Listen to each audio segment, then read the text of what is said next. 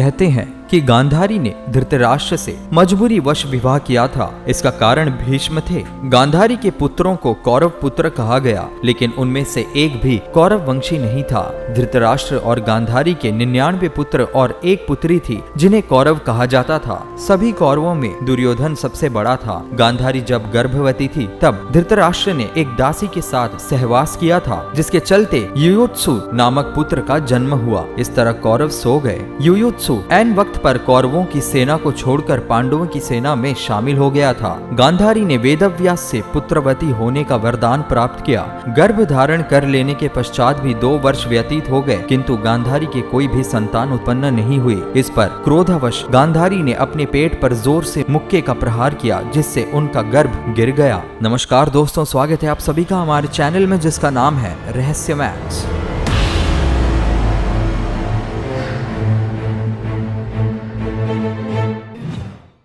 और आज इसी कड़ी में हम धृतराष्ट्र का गांधारी से एक ऐसे रिश्ते के बारे में बात करेंगे जिसे सुनकर शायद आप चौंक जाएं। आइए आगे बढ़ते हैं और जानते हैं। वेदव्यास ने इस घटना को तत्कालीन ही जान लिया। वे गांधारी के पास आकर बोले, गांधारी, तूने बहुत गलत किया। मेरा दिया हुआ वर कभी मिथ्या नहीं जाता। अब तुम शीघ्र ही 100 कुंड तैयार करवाओ और उनमें घृत यानी कि घी भरवा दो। वेदव्यास ने गांधारी के गर्भ से निकले मांस पिंड पर अभिमंत्रित जल छिड़का, जिससे उस पिंड के अंगूठे के रुपये के बराबर 100 टुकड़े हो गए। वेदव्यास ने उन टुकड़ों को गांधारी के बनवाए हुए 100 कुंडों में रखवा दिया और उन कुंडों को 2 वर्ष पश्चात खोलने का आदेश देकर अपने आश्रम चले गए। 2 वर्ष बाद सबसे पहले कुंड से दुर्योधन की उत्पत्ति हुई। फिर उन कुंडों से धृतराष्ट्र के शेष 99 पुत्र एवं दुशला नामक एक कन्या का जन्म हुआ। तो दोस्तों, आइए अब जानते हैं कि कौरव क्यों नहीं थे कौरव। शांतनु और गंगा से उत्पन्न पुत्र को देवव्रत कहा जाता है। इस देवव्रत ने जब आजीवन ब्रह्मचारी रहने की प्रतिज्ञा ले ली, तब उन्हें भीष्म कहा जाने लगा।